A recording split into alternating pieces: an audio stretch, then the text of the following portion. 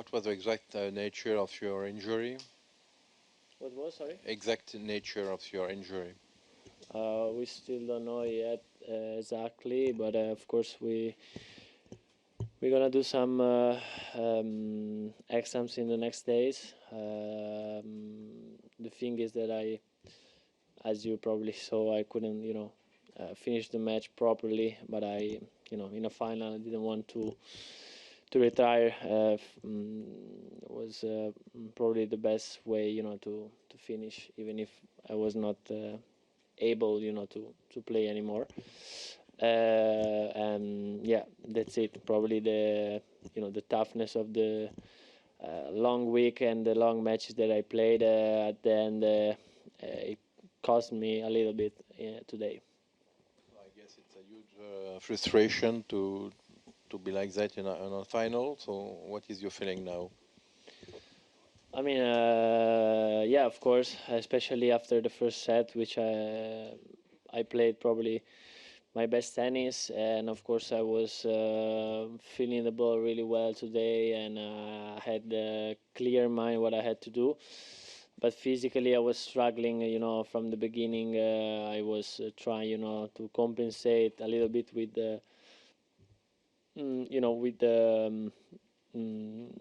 freedom, to play.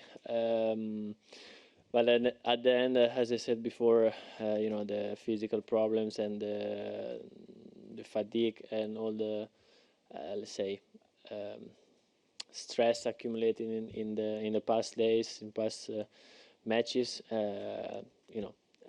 they were there. So unfortunately, I couldn't, finish the match. I couldn't, let's say, fight till the end. Lorenzo, what do you take out of the week overall? You had to show a lot of character in some of your matches coming from a set down. You had, as you say, it feels like playing at home here. The crowd really willed you to victory. It's as good a crowd as I've heard around the world for a player. You're at a career high ranking. I mean, what do you take out of it? And do you think this can really propel you now to the next step? No, I take a lot of positive stuff. I've reached some of my goals. Of course, we are already, let's say, focusing on another goals and try to, be ambitious and try to, to motivate myself. Of course, because the top 10 is not there yet, and that was probably the main goal of the season right now. But we are close enough, to keep fighting, keep dreaming. Yeah, I don't wanna, as I said on court, I don't wanna take any excuses today. Carlos probably deserved to win, and of course, but the thing that there was a pity that I could not show myself, my game until the last point. So that's it. But I will take 1 week down. I will not go to Barcelona, and I will play Madrid. So hopefully there I will be 100%. Ciao, Lorenzo. Good recovery and tough end after a fantastic week. Don't you also get the feeling that on clay, you were in the semi-final of Wimbledon, but on clay, you're such a force, you can beat anybody and are already a top 5 player? Yeah, probably clay is my favorite surface. It's it's my natural habitat, I would say. And I think this week gave me the confidence, to be more ambitious, even in bigger tournaments like this one, or for example, like in French Open. That it's a massive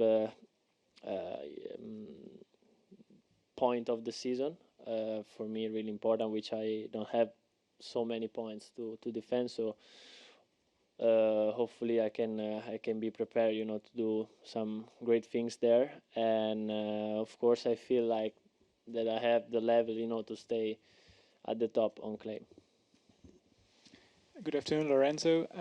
You said, I think, yesterday that your final was a bit unexpected because when you came here, you weren't 100% sure that you would go this far.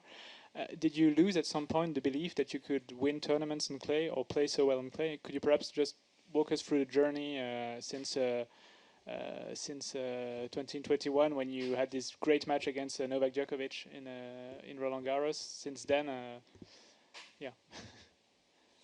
No. I mean, I always thought that someday on clay, I show my best tennis. That's probably what the surface that provides me more option, to play with. So I feel like I said on court, I feel at home here on clay. It's where I live. I practice during the year, so probably there was also an extra motivation and a sort of advantage, to have the crowd support and all the family here. So I never stopped believing that clay was my best surface. Lorenzo, how tough is it to play against Alcaraz? Can you describe us the level of difficulty? I mean, Carlos is already a legend of this sport, even if it's younger than me. He's a record breaker, and on court, sometimes you feel, his aura. How do you say? But today, honestly, I think I played a fantastic first set, which I made him change something in his game. Probably, if I was like 100% physically, I could be more, there and to stay there with more energy. And that's what you need, to try to beat someone like Carlos. And of course, as I said on court, I'll try to get the revenge against him. Hopefully soon. Yeah, I mean, I don't feel that way. I just I always say that it's, let's say, it's free to talk, and when you're not winning or the people have really high expectations on you, you don't win tournaments or matches, they probably talk a lot, let's say. So I just realized that I don't have to think about them, about all they talking about, and just focus on myself. So I'm not gonna say I just prove them they're wrong, but I just really happy to be able to refocus the important things and just be focused on myself and the path that I have to follow with my team, with my close people, and just playing for myself. So I'm just really happy that I was able to do it.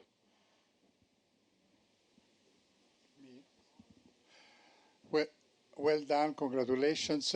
I wanted to know, what did you think about that first set? Because Musetti was playing really well, in my opinion, and with those high ball, it was causing you some trouble, so you were missing quite a few forehand. Then something changed, you played much better, with more wisdom, I would say, and so how do you explain it, and are you surprised the level that Musetti has reached in this tournament?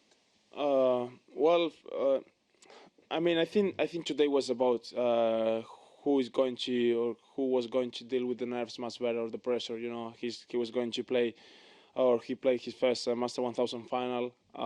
Huge moment for him, for me as well, because as I said, it was a difficult moment difficult month for me. And being in a final, so it was. I just put pressure on myself. There were a lot of nerves, so. At the beginning, it was about who was going to deal with the nerves and the pressure much better. I think he did it pretty well, much better than I did. And tactically, I didn't play well. So I just was playing probably to his best shot, and missing first, second shot, almost in every point, making a lot of fourth or a lot of mistakes, let's say, and I had to change it. I had to change the situations. I changed tactically a little bit, making more rallies. I tried not to make many mistakes, and just getting the good rhythm again. And I think did it pretty well. At the beginning of the second set, I think I started the set really strong, who helped me a lot to get into the match and get to the good rhythm again. And after that, in the middle of the second set, I think he got injured, so it was disappointing. I think for him for sure, and it wasn't good for him and for his people, But I have to feel and say that feel sorry for him, but I'm pretty sure he's gonna reach these rounds more than once, because the level he reached, I didn't surprise at all, because I know that he's doing the right things. He's putting a good work every day, and we're gonna see Lorenzo Musetti in this position more often. Carlitos, congratulations. The trophy looks very nice on you. And this is the best start of the European clay court season for you. And can you tell us, how do you plan to manage the expectations that you have towards what's coming up, Madrid, Rome, Roland Garros, the focus, and not listening to the voices that expect so much from you now? Well, as I said, I mean, it's going to be, I'm pretty sure that it's going to be difficult months ahead, because, as you said, a lot of people have really high expectations on me, on having a really good clay season. Probably they want me to win almost every tournament, so it's going to be difficult to deal with it, I guess. But one thing that I learned, the last month is I have to think about myself. I have to just think about my people, my team, my family, my friends, my close friends, and no matter what happens on court, if I win, if I lose, I just have to leave the court happy. I'm proud about everything I've done. So that's something that I learned, and I think I did it this week and paid off. So in the next couple of months in this clay season, I will try to just keep going the same way that I approach this tournament, and not think about the people talking about expectation. I will hear about my close people and my team have things to say to me, and that's all matters to me. So I will try to approach the clay season like this. Carlos, your coach Samuel all the week repeats you stay positive, go through the issues. Do you think that you were adapting a little bit, during the American American season, because of your game was not like you wanted to do? You adapt about your game? Probably. Yeah, I mean, this is the first tournament of the clay season, the first tournament on clay. I knew that it was going to be really difficult. I was going to face difficult moments, and, in those situations, I had to stay positive. Yeah, as my coach, Sam would say, probably stay positive is the thing that he must repeat it this week. Stay strong, stay positive. One thing that he told me, and probably was the key of this great week, it was you have to face the difficulties you have. Face it, not avoid it.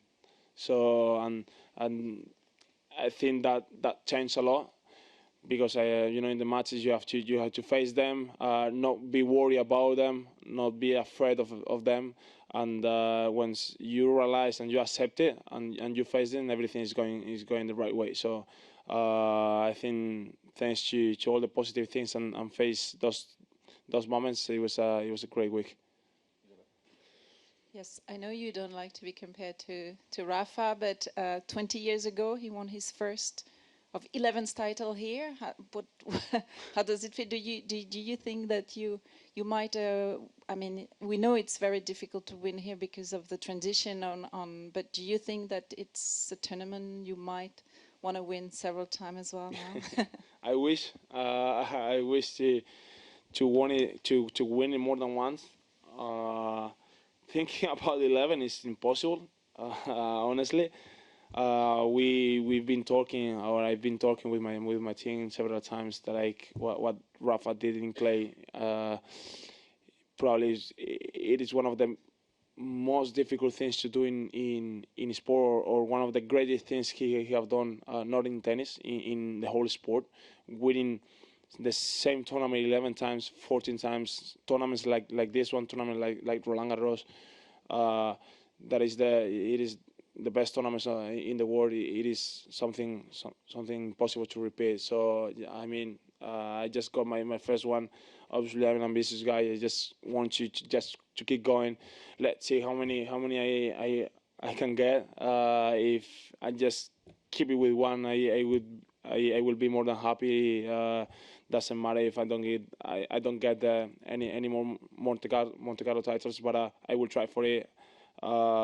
Just 21 years old, so hopefully, if everything goes well, I will be playing this tournament for the next 10, 15 years. So let's see if I can get at least one more. So just all I'm thinking right now is just to enjoy this moment, and let's see in the future. Congratulations, Carlos. Great tournament. Now, Musetti is now number 11. Do you think he has inside the potential to be a stable top 10 player? And how much difficult for a player who has a style of playing based on the finesse, on technique, on one hand, backhand, to stay on the top and just not, playing very hard from the baseline? Well, I'm not surprised that Lorenzo is pretty close to be top 10. He has potential to be there. He beat top 10 players many times. He faced the best players in the world, and he beat them, and he can play really tough matches, match after match after match. So, and that's the top 10 do it during the whole year. So I think he has the weapons, he has the level.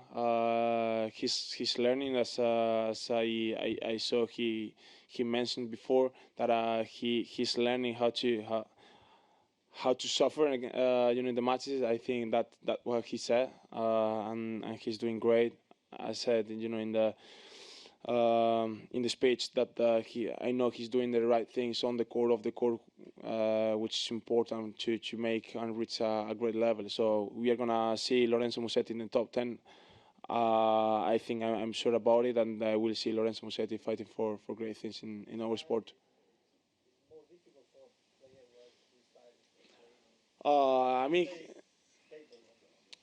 Well, I don't know. I mean, for us, I can say it's difficult playing against him. That for sure, he's really talented. He has every shot, so he can hit backhand down the line, from the baseline. Really good volley, good slices. He has everything, on court. So for us, it's really difficult to play against him. That's for sure. Last one. Hi, Carlos.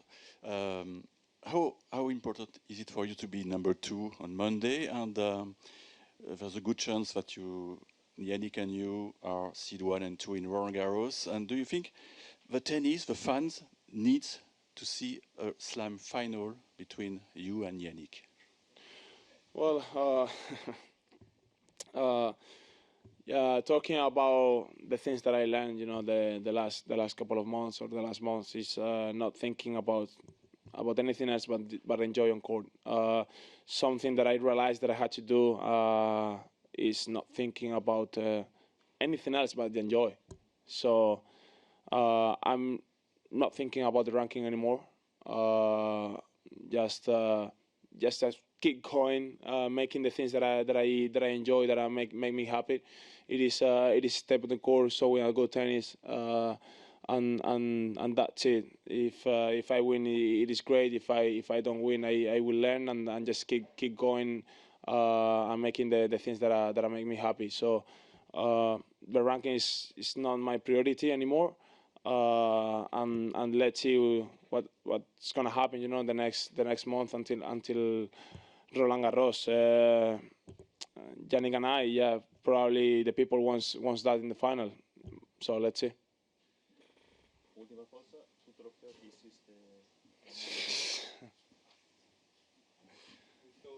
It's the worst one. I saw second trophy next to your other one. next one. This is the trophy that I made, guys. What do you think, guys? Huh? It's the worst one. It's the worst one. I made it. I made it. I made it, in the media day before the tournament began. So could have done better. I know. I know that I'm gonna keep this one. So